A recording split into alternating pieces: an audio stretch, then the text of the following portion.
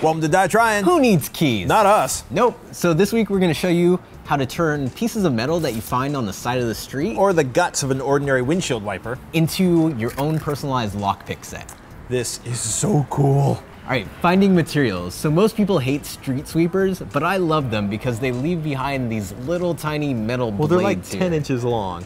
Yeah, so usually this is kind of a passive activity where I'm just walking on the road and I Right. see them on the side of the street. He's like a crow that way. Yeah, but you can go out and look for them. Here's what we're looking for. Just a little piece of metal like this. All right, let's see if we can find any more.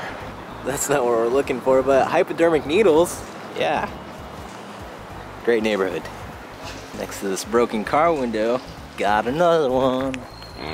Or you can basically replace your windshield wiper blades, take the old one, cut the exteriors off, and it'll be beautiful, sort of flexible, nice steel, thin steel you can use to as the base, the raw material for your lockpick. Those ones give you nice little handle grips that Yeah. they don't hurt your hand as much. That's a good thing, because, you know, we like the finer things in life here on Die Trying. All right, once you have all of your materials, you want to look up different lock picking designs. There's some pretty standard ones. You want to do like a diamond pick, a regular pick, and maybe a rake, and then you should be good. And you'll need a tension wrench or tension tool. That's that L shape that goes in to hold the tumbler while you're manipulating your rake or your pick inside of there. This whole project becomes very simple if you have a grinding wheel, because Yeah. then you can, in 30 seconds, you're done with them basically. Just make sure when you're using that to actually quench the metal every couple of while in a glass of water. Otherwise, it might get a little too hot and it might get brittle. I'd almost say like quench it in between every, like I was basically quenching it in between every single pass on the grinder. Yeah. And if you don't have a grinder, you can also use things like a Dremel tool or just a hand file, but Yeah. it'll just take a little bit longer. Yeah, it will take a lot longer if you're filing it out, but you'll just feel bonded with the work when you're done, which is a good thing. Yeah, so now you've got your tools, you gotta know what to do with them. There are a couple places to start. The document, which used to be called the MIT Lockpicking Guide. It's the MIT Lockpicking Guide. You love this book. It was made in like 1991. It has great, just Mimeograph. like, it's a very good beginner's tutorial. They have exercises that you can do. It's great.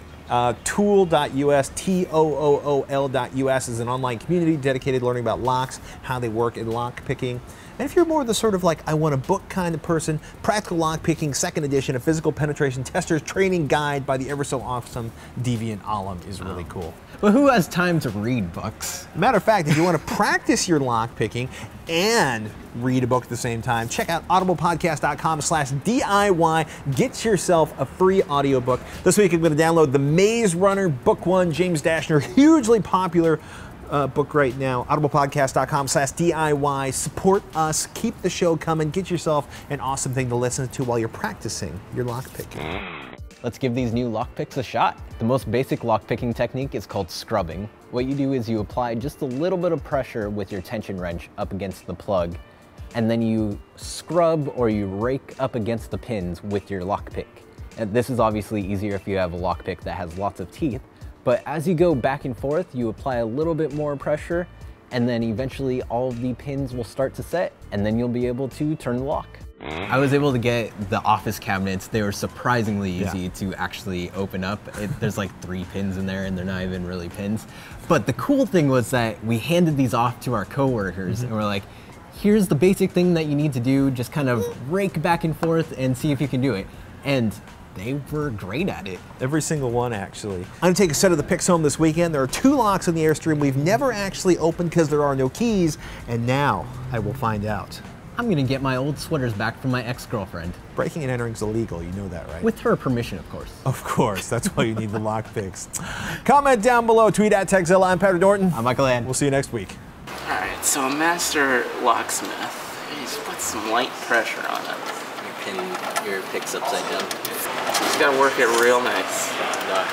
What? Not actually how you do it. You gotta know what the lock wants. Your wrench, I think, needs to be on the other side.